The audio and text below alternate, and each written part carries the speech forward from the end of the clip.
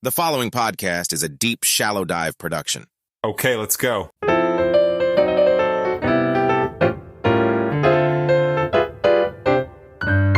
We had several other people in the country, even among the Jews, the Zionists particularly, who were against anything that was to be done if they couldn't have the whole of Palestine and everything handed to them on a silver plate so they wouldn't have to do anything. It couldn't be done. We had to take it in small doses. You can't move 5 or 6 million people out of a country and fill it up with 5 or 6 million more and expect both sets of them to be pleased. 49. The decision to recognize Israel was an easy one. I had to make a compromise with the Arabs and divide Palestine. The Jews wanted to chase all the Arabs into the Tigris and Euphrates River, and the Arabs wanted to chase all the Jews into the Red Sea. And what I was trying to do was to find a homeland for the Jews and still be just with the Arabs.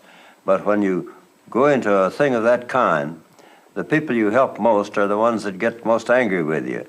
Both of them were against me on the situation, but as President of the United States, I paid no attention to them, carried out what I thought was right, and I had the support of the Congress, and I could do it, which is unusual in these days. Could you tell us specifically that a lot of Jewish people were against you, too? Oh, well, there were a lot of Jewish people against me because they wanted the whole of Palestine. As I say, they wanted to drive all the Arabs into the Tigris and Euphrates rivers. Seriously, unbelievable, the information that's out there. And a big thanks to my buddy Eric, who sent that, which he said he found on TikTok. And if you go into TikTok and type Harry Truman Israel, you'll get that exact speech that he gave in 1948. Literally, President Harry Truman gave that exact speech in 1948, and he talked about how, you heard him, how basically he had to divide this up to try to make two people happy. What was interesting, and again, I highly recommend if you ever want to fact check me, that's totally cool. And I'll tell you where I get everything from. Again, that one, go to TikTok, search Harry Truman Israel, and you'll see a black and white grainy photo or grainy video. Actually, not even that grainy, but there's several copies of the two speeches. And what's interesting is, you hear cut 49 at the beginning or right around the middle. And so you can see them kind of hitting the marquee and starting up on the second part of that. But I wanted to start off today with that. Man, we got so much to cover. We have so much to cover today. Oh my gosh. Honestly, this is such an unbelievably complicated situation. But a couple things I wanted to point out in that, that's President Harry Truman in 1948 when all this started. And you hear him refer to the country as Palestine and dividing up Palestine. So that right there, to me, kind of puts to rest ChatGPT put it to rest in a previous episode. But again, you're hearing from President Harry Truman in 1948. He's referring to the country as Palestine. So obviously, prior to that, that's what Israel was called. That's what that area was called. It was Palestine. And the reason I wanted to start off with that is, that fundamentally is at the heart of the argument here. And again, I'd ask you, let's float up to 30,000 feet and look at this objectively right now. You've got billions, actually tens of millions, if not hundreds of millions of people that are literally protesting all around the world right now to free Palestine. And so it all goes back to this. It all goes back to 1948, and it wasn't just the United States. Great Britain was a huge part of this. I think France was involved. But the fact that, the Palestinian people were absolutely displaced from their country. That's what everyone's mad about. That's what everybody is arguing, and there's so much that is clouding that. But when I listen to Harry Truman, I was like, okay, that's the baseline. We're starting there. We're starting in 1948. This is coming out of the mouth of the President of the United States at that time. Therefore, I get it. I get why Palestinian people and other folks that, sympathize with the people. Again, the people. I'm talking about the people. This is where all of this comes from. All right, I forgot to introduce myself. Anyway, hey everybody, Ray Star, Deep Shallow Dive, episode 42. And oh man, got a lot of feedback yesterday from that episode, which was awesome. And one of the biggest things that came through was that I had a few people, actually more than a few, and a couple really good conversations where people are like, oh my God, I feel like this stuff is like making a lot of sense now. And what they were talking about was, the concept of panic war, Israel. We need more money for Ukraine. Biden mentioned Taiwan. We lump the money needed for the border. You put all that into an omnibus bill and you do the process of continuing resolution, which we've talked about, and create, and now watch, let's see if this happens. I bet you in a week or so, there's going to be, again, another humongous, obviously hundreds of billions of dollars, maybe $1 trillion aid package, omnibus bill that needs to get passed. And then the other part of it was connecting the dots of why the Republicans are not supporting Jim Jordan. And by the way, there was some stuff about Jim Jordan and, he was an amazing wrestler at Ohio State. And I know there's some things that were shady about a situation with him and I think sexual abuse of some of the wrestlers. I honestly don't know much about that. I have read a couple things, but I haven't really dug in. But I did want to acknowledge that I do know that exists in case anybody out there is like, oh, he has no clue about, Jim Jordan's past. I do. I absolutely do. But I haven't dug into it to really look at that story. But again, say what you will about him, and let's put that aside a second. The one thing about Jim Jordan that I like is the guy is incredibly fiscally responsible. And so he has been one of the people that, like I said yesterday, has opposed this sort of blank check mentality when it comes to funding of Ukraine.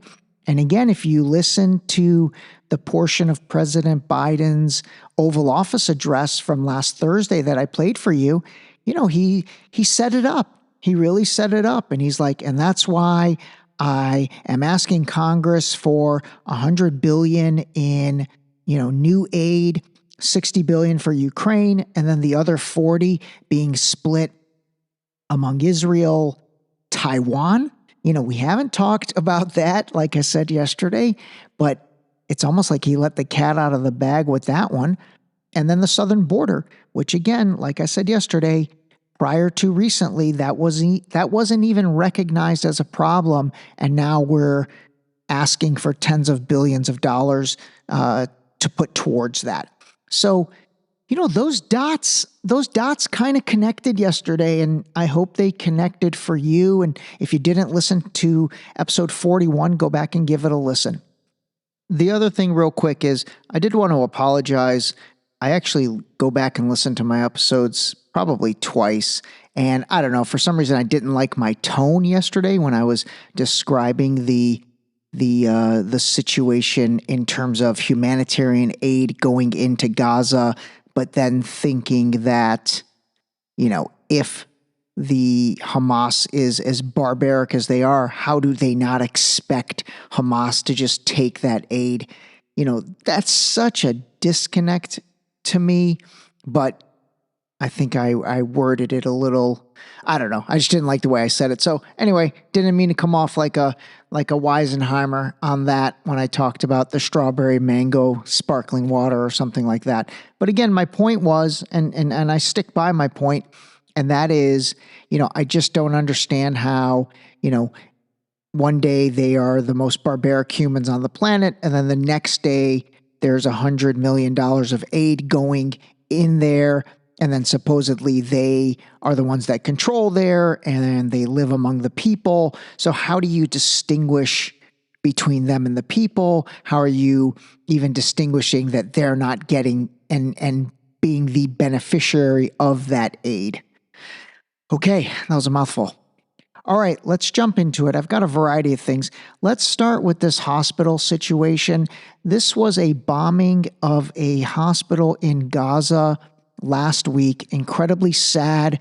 From what has been reported, roughly 500 or so innocent civilians who are basically just seeking shelter there were killed in this. And obviously, the Israelis said it wasn't them. The Hamas folks said it wasn't them. President Biden even came out and said it wasn't Israel. He actually even said that in his State of the Union address.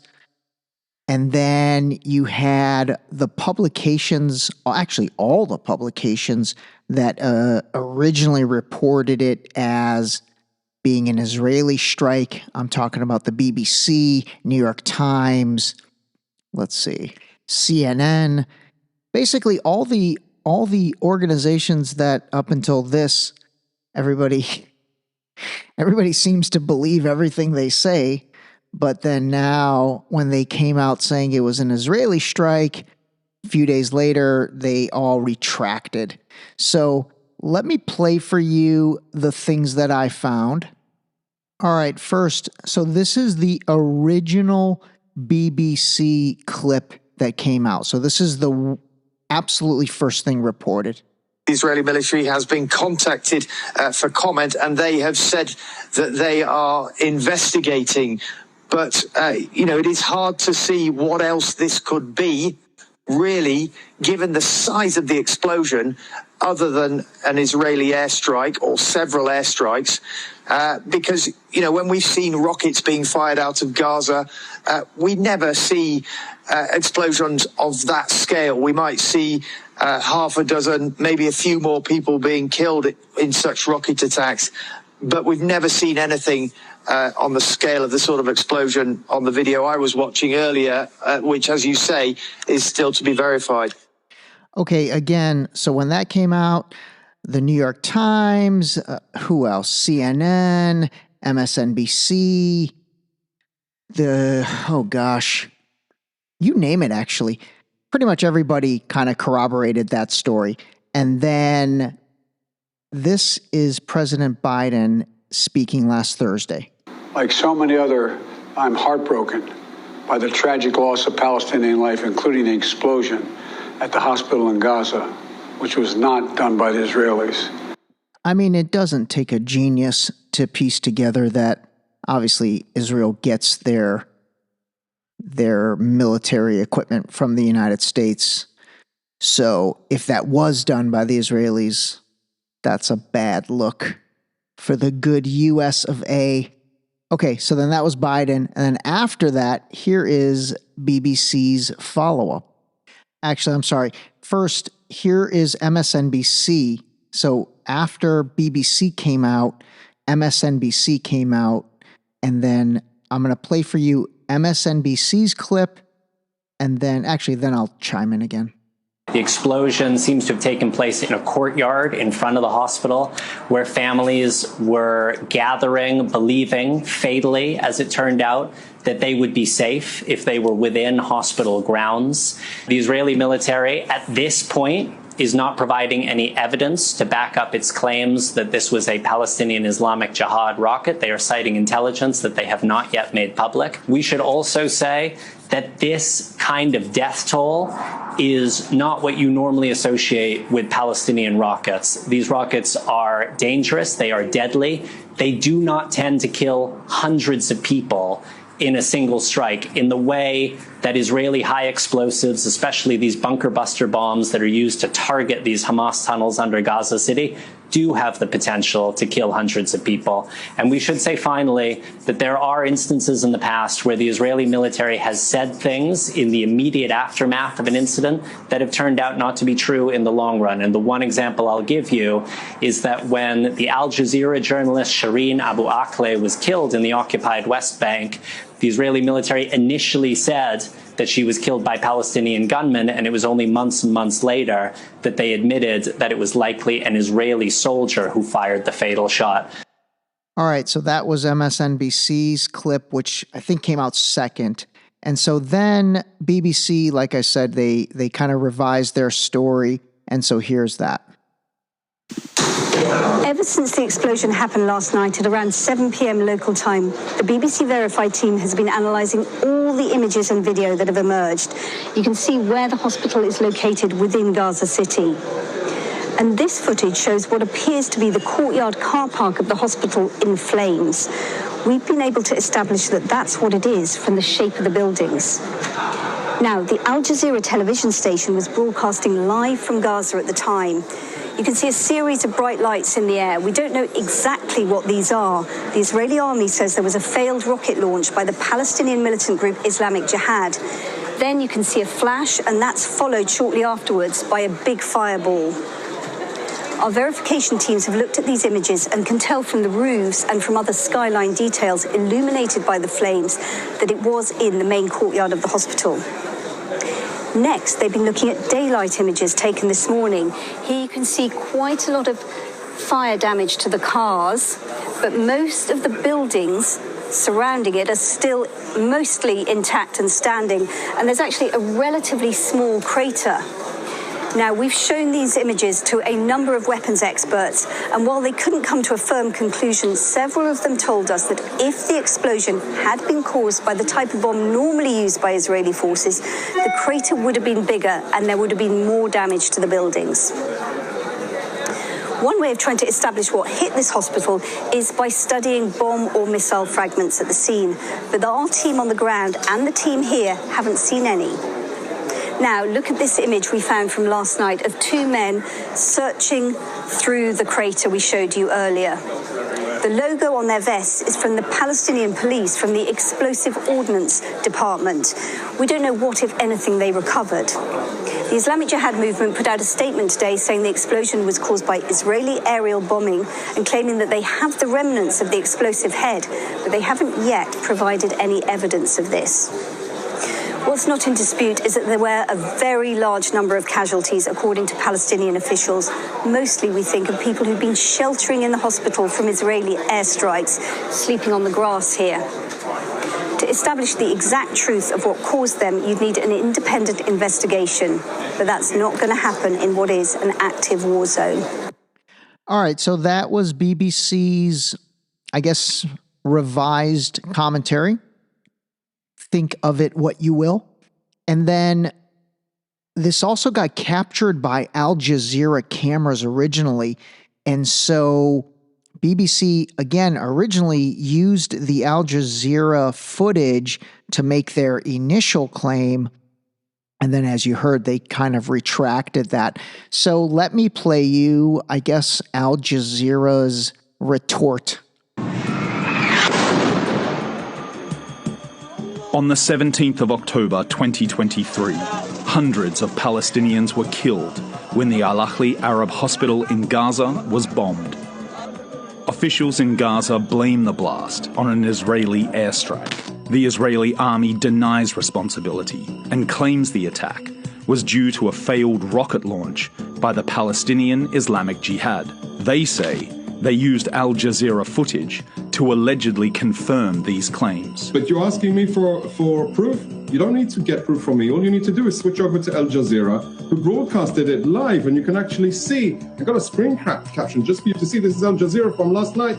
Our digital investigations team, SANAD, decided to investigate these claims and conducted an in-depth analysis of this Al Jazeera video, along with several other videos from multiple sources, and established a detailed second-by-second timeline of the events.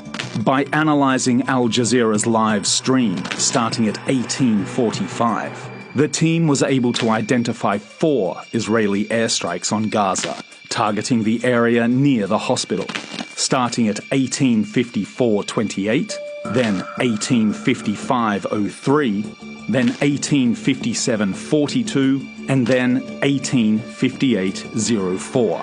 That's military time for just before 7 p.m. local. The team cross-referenced this video with another, captured by a camera, situated south of Tel Aviv, showing a wide view of the Gaza Strip. That video shows a series of rocket launches from Gaza.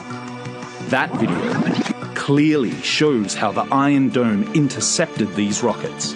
Going back to the Al Jazeera live feed at 18:59:35, we can see a single rocket launched from Gaza. This is the rocket in question. This rocket can also be seen on the Israeli video.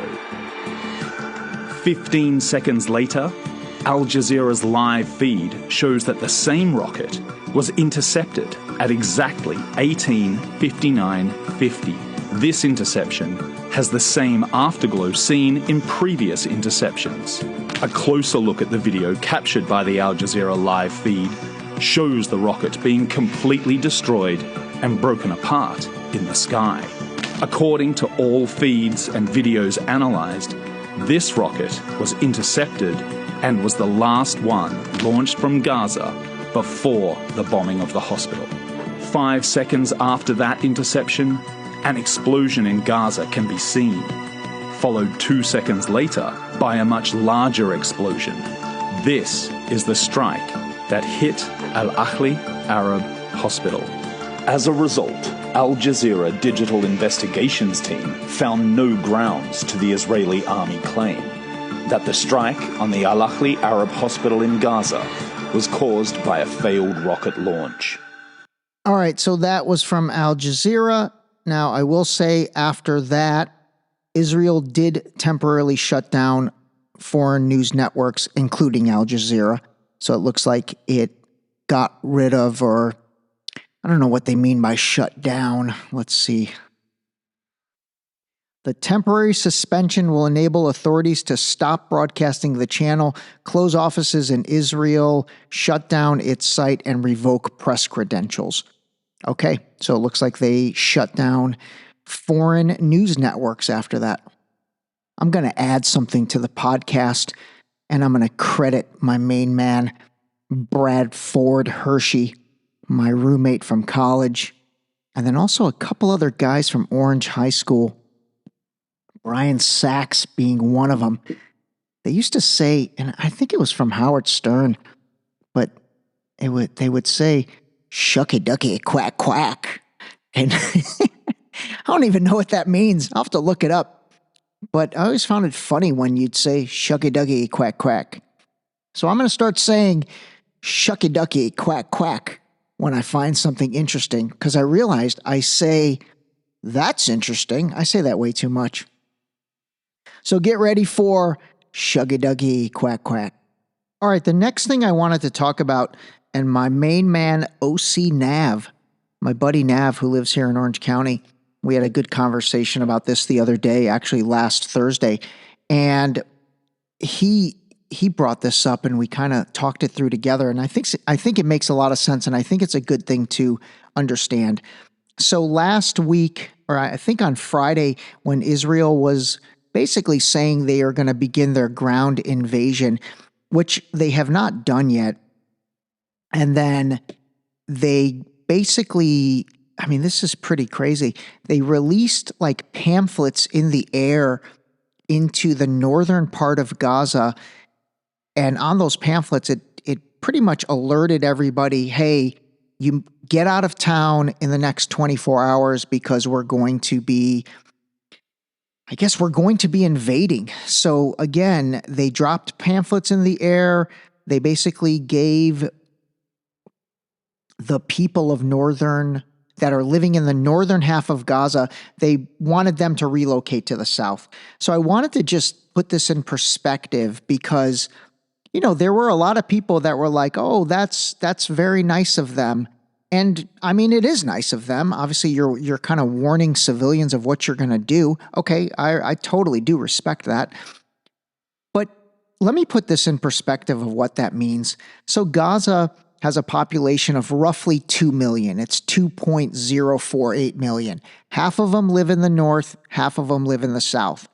So 1 million people were told to evacuate their homes in the north and relocate to the south within 24 hours. So to put that in perspective, Los Angeles has a population of 3.849. I'm not talking about Los Angeles County, just Los Angeles, the city of Los Angeles.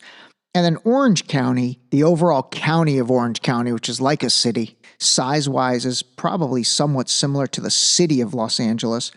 That population is roughly the same, 3.168 million. So imagine California gets into a battle with Nevada, and Nevada says, hey, we're going to invade, and then tells 3.1 million people who live in Los Angeles that they have 24 hours to relocate to Orange County. I mean, what a shit show that would end up being, and probably that's just not even feasible. So like, I did want to talk about that because that just was something that, got spun in a kind of in a beneficial way. And I'm sorry if you think about the logistics of that, I mean, that's not even doable. And then again, you're talking about people uprooting their entire life within 24 hours and moving. I didn't find that appropriate. So I thought I would kind of put that in perspective.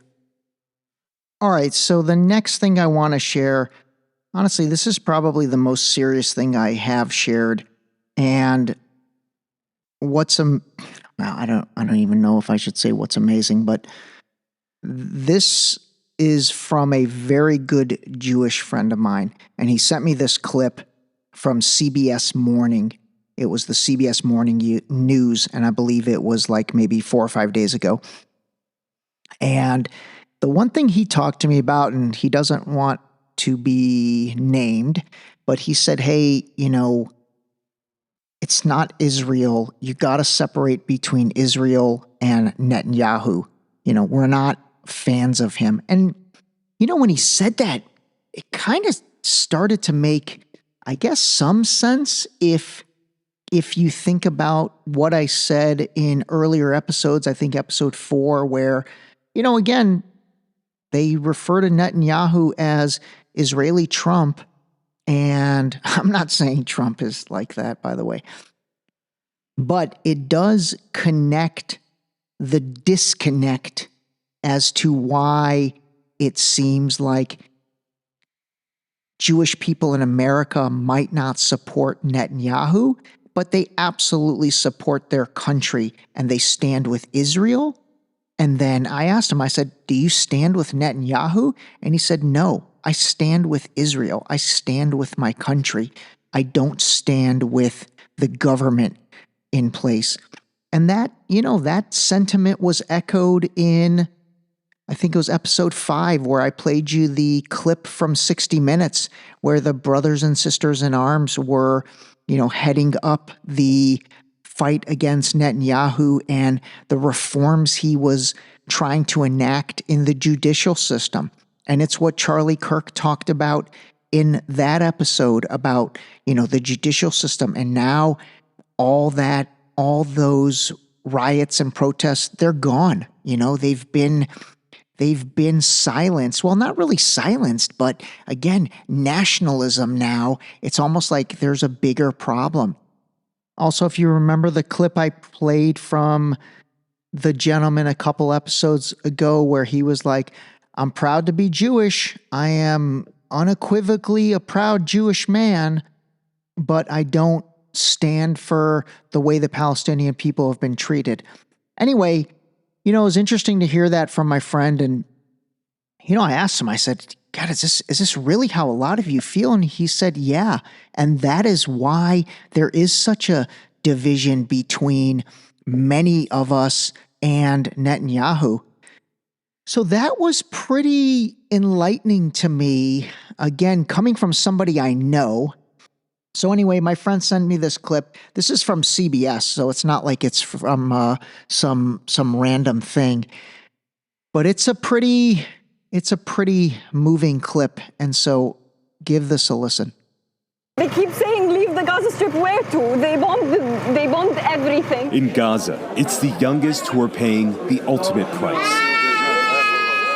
Tiny bodies covered in blood as exhausted doctors try to save their lives. Israel says it's targeting Hamas's leaders. But at what cost? The death toll in the besieged Palestinian territory has surged past 1,000 in just 5 days. Despite fierce international criticism, Prime Minister Benjamin Netanyahu has also ordered a complete blockade of Gaza, meaning Israel won't allow food, fuel, or water in until Israeli abductees are returned home, only amplifying the misery of the more than 2 million people who live there. Over half are under the age of 18, just children who had no say in Hamas's brutal assault on southern Israel, but who are losing everything. They're wiping us out. This is genocide. It's not even an attack anymore. Israel has repeatedly told residents to evacuate their homes, but Rafah, the only functioning crossing with Egypt and only way out of Gaza, has been repeatedly hit by the Israeli military. We had memories. We had dreams. I don't know what to do. This stuff seriously breaks your heart. Ugh. I don't know, man. I don't know. I mean, maybe, like I said yesterday, we've got the wrong leaders. Everyone has the wrong leaders. You know, are they leading for themselves or are they leading for the people? You know, this Netanyahu situation really creates an interesting dichotomy in this because, again, you know, it would be different if it was like completely united people, but it's not. You know, they're united in their love for their country, and I totally respect that 100%. But the leadership, you know, another friend of mine, I asked him this question. I said, are you guys fans of Netanyahu? And his answer was, in peacetime, no. In wartime, yes. And I was like, I don't know what to think of that answer. Like that's not the answer I'd like to hear, because to me that is a little bit conflicting. It really is. All right, I want to cover a couple of other things. Another interesting twist was, I don't know if you guys saw, but Greta Thunberg, you know, the little young climate activist who looks like the Chucky doll. She's always like angry and she's always got a scowl on her face. Anyway, she posted a I support Gaza tweet. And so now Israel has removed Greta Thunberg from curriculum over pro-Palestinian message.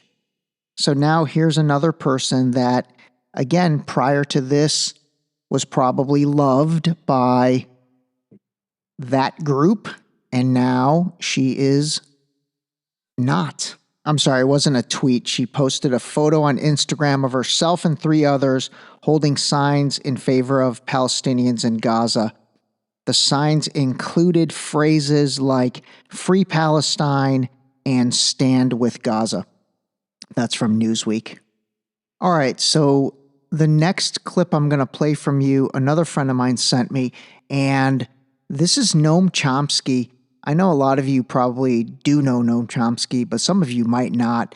But this guy is incredibly highly regarded. He is one of the top linguistics, I guess, intellectuals in the world, and he's created this entire linguistics hierarchy and advocates the learning of languages.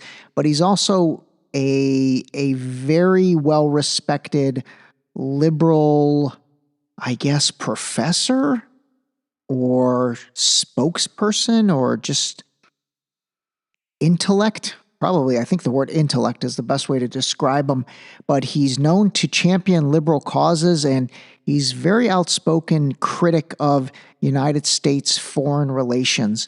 So give this a listen that she sent me. Part of the tragedy of the Palestinians is that they have essentially no international support for a good reason. They don't have wealth, they don't have power, so they don't have rights. That's the way the world works, you know. Your rights correspond to your power and your wealth. Same inside the United States. We shouldn't be surprised to see it. If you're a poor black kid in Roxbury, you don't have the rights of a rich person living in the suburbs, right? Same in the international arena. So the Palestinians, I mean, they may get, you know, statements of support, but and nobody's going to do much for them, especially when the U.S. Threatens anyone who might try to do something. What's called the national interest turns out to be the interest of dominant domestic forces in U.S. society. So the national interest means the interests of the very rich, major corporations, the ones who set government policy and so on. That's the national interest, and not the population. The population is basically irrelevant. The population often strongly opposes government policy, and they're simply disregarded. Overwhelmingly, people say there should be much higher taxes on the wealthy. What happens? Taxes on the wealthy go down, you know, and it's the same on issue after issue. We do not live in a society in which the public determines policy. The public's around, you know, but basically disregarded unless they force themselves to into the system by serious activism. That was pretty intelligently said.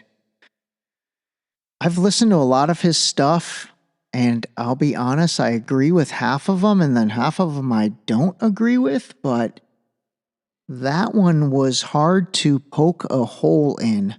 So anyway, I really appreciate my friend, she did not want me to say her name, who sent me that. Seriously, I told you guys I'm getting so many good clips from friends that it's basically turning me into like a narrating DJ. I'm just like, and now the next clip from so-and-so. But that's awesome, actually. Oh my God. Because again, like I said, it's overwhelming how much information is out there. And obviously, you know, I try to find as much as I can, but this is great. And again, I really encourage everybody. I would love to have anything you'd like me to look at. You can send it to me directly if we know one another. If not, deepshallowdive@gmail.com. You can also go to our website, deepshallowdive.com. There's a contact us. You can submit it there. If you are on Instagram, we are there on @deepshallowdive. You can find the Instagram profile. We have a Facebook group page. Again, Deep Shallow Dive there as well. Same thing with TikTok @deepshallowdive. And then you can also send messages through YouTube if that's where you listen to our podcast, which again, they're all available on the YouTube platform as audio-only versions of the podcast. Okay, so next I'm going to play, I actually have gotten this from a couple people, and she's awesome. This woman is a powerhouse. Her name is Claire Daly, and she is an Irish woman and member of the European Parliament. And man, she drops dimes. She really does. I highly recommend finding her on Instagram. Claire Daly, C-L-A-R-E, last name D-A-L-Y. She'll come up right away. And man, she really delivers, in my opinion, some very, very good, articulate, and passionate takes on various things. You know, I'm going to be doing an episode on the Nord Stream pipeline, and she's one of the folks that is going to be part of that. But give this a listen. This is a 1-minute clip that she delivered last week, and it's really good. And afterward, I'll kind of talk through some of the things, because that Irish accent sometimes is hard to understand. The main agents of instability in the so-called Middle East are Europe and its overgrown colony in North America. Britain and France built instability into the region. It was Britain that planted the seeds of Israel's apartheid regime in Palestine, divide and rule, just as they did in Ireland, and the West never had any qualms about backing dictators as long as they protected our interests. So how did overthrowing Mossadegh promote stability? Was the Iran-Iraq war good for security? Did backing the Mujahideen do us any, cover us in glory? Every so-called Western intervention, the occupation of Iraq, the disaster of Afghanistan, the NATO bombing of Libya, the backing of Islamist extremisms in Syria, Saudi's genocidal assault on Yemen, all produce seismic waves of instability that tremor down for decades, leaving broken countries, hobbled economies, violence, trauma and permanent conflict. All right, she killed that. So let me go through a couple things. First of all, she talked about Britain and France and America being kind of the tyrants. And by the way, Great Britain, I'm going to DSD them because there's a lot to that little island. Anyway, she brought up Mossadegh. Mossadegh was actually the Iranian leader that was overthrown in 1952, and then the Shah took his place.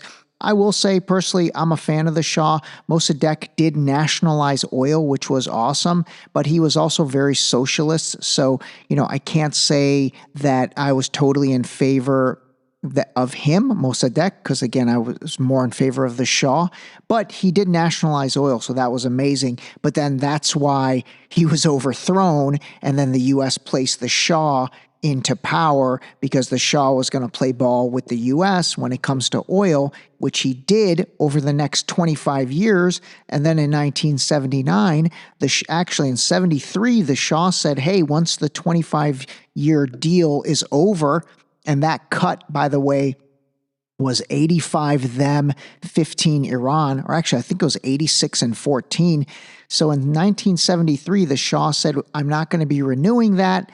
And then that was probably his biggest mistake. He let that cat out of the bag too early. And then 6 years later, in 1979, he was overthrown. Ayatollah Khomeini comes in, and your boy Ray D ends up living in America. That's the cliff notes of that one. Then she talked about the Iran-Iraq war. Again, that was no stability. The Mujahideen, that was the Afghani rebel fighters that the U.S. backed in the late 70s because the Soviet Union, which was a world power at the time, was invading Afghanistan. So we backed, rebel fighters, and that didn't turn out too well. Then the Afghanistan 20-year war, which we've talked about several times, she talked about that, which, again, that one, think about it. After 20 years, $8 trillion, Afghanistan is currently run by the Taliban again. So it's like they're back for round two. Libya, that is going to be a really good one. That's a whole deep, shallow dive. But again, that's a situation that there's a lot more to that story than what meets the eye. Same thing with Syria and Yemen.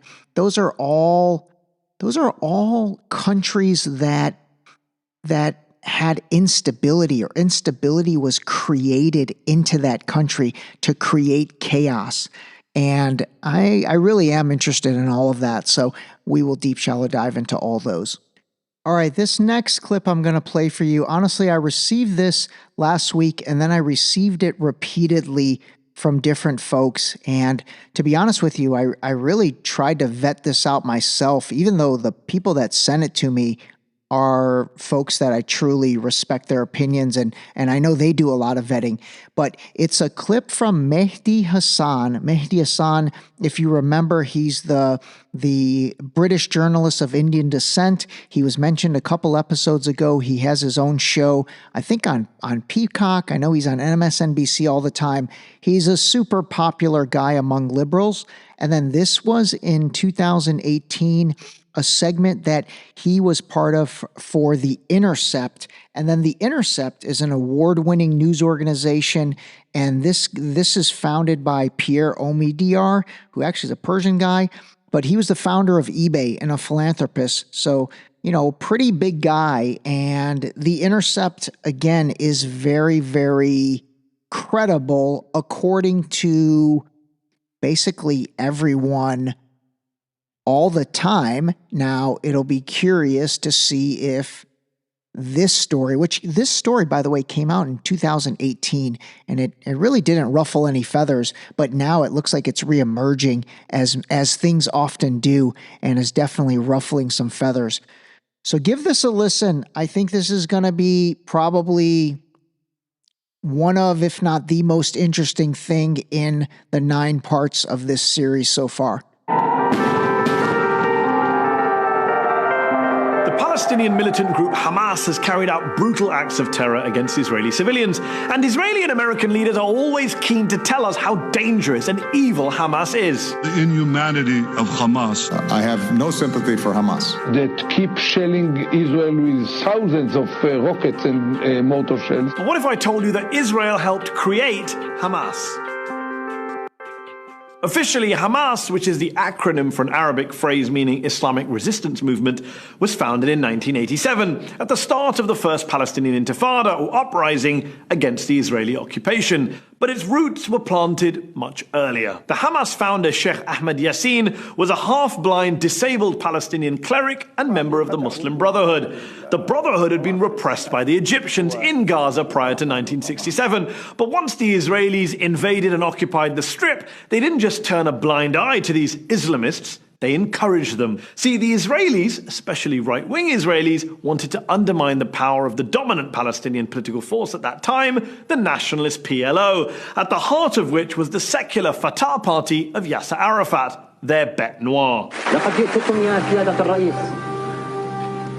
بغصن الزيتون في يدي وببندقية الثائر في يدي. By empowering Sheikh Yassin and the Muslim Brotherhood, Israeli leaders thought they could divide and rule the occupied Palestinians, play them off against each other, secular nationalists against religious Islamists. So in 1978, when Yassin wanted to officially register his Islamic Association, which was basically the precursor to Hamas, the Israelis were only too keen to help. Yassin built and grew a network of Islamist social institutions across Gaza, including schools and clubs and mosques, and Israel helped fund some of those projects. Most American politicians have no clue about any of this, although the former Republican Congressman Ron Paul once made this point on the floor of the House. Hamas was encouraged and really started by Israel because they wanted Hamas to counteract Yasser Arafat. Arafat himself told an Italian newspaper, quote, Hamas is a creature of Israel. He even claimed that former Israeli Prime Minister Yitzhak Rabin admitted as much to him, calling it a fatal error. Now, you might be wondering, why should I believe mad Ron Paul or the famously shady Yasser Arafat? Well, you don't have to. You can believe top Israeli and US officials who've basically owned up to all this. Brigadier Yitzhak Segev, for example, who was the Israeli military governor in Gaza, and later told a New York Times reporter that he helped finance the Islamic movement. The Israeli government gave me a budget, he said, and the military government gives to the mosques. Colonel David Hakam, who worked in Gaza in the late 1980s as an Arab affairs expert in the Israeli military, has admitted that the original sin was Israeli support for Yassin in the late 70s. But at the time, he has argued, nobody thought about the possible results. Well, Avner Cohen did. Cohen was the Israeli official who was responsible for religious affairs in Gaza for more than 2 decades, and who now says, quote, Hamas, to my great regret, is Israel's creation. Yeah, Cohen's words. He actually wrote an official report to his superiors in the mid-1980s, warning them not to play divide and rule in the occupied territories and calling on Israel to, quote, break up this monster before this reality jumps in our face. But no one else on the Israeli side really took the possibility of blowback seriously at that time. They never do they? Hamas has since killed far more Israeli civilians than any secular Palestinian militant group, and its leaders have been pretty viciously anti-Israeli and even anti-Semitic in their rhetoric. لن نعترف بإسرائيل. لا مكان لكم بيننا ولا مستقبل لكم بين الأمم. إنكم إلى زوال. Sheikh Yassin would eventually be assassinated by an Israeli airstrike in Gaza.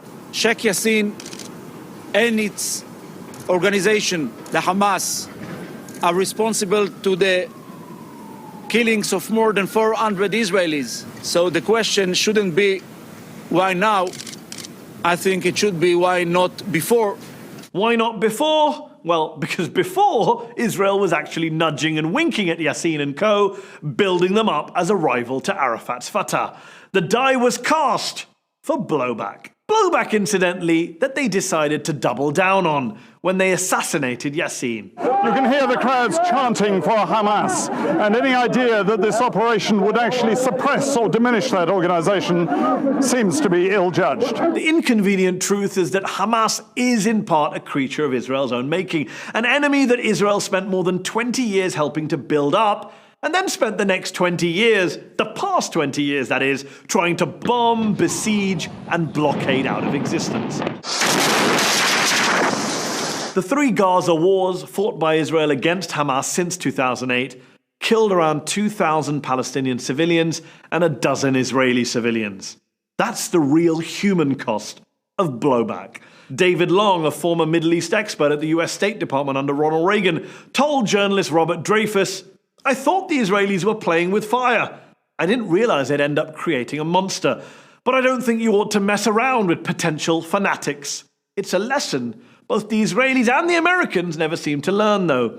And as usual, innocent people, in this case Palestinians and Israelis, continue to lose their lives as a result."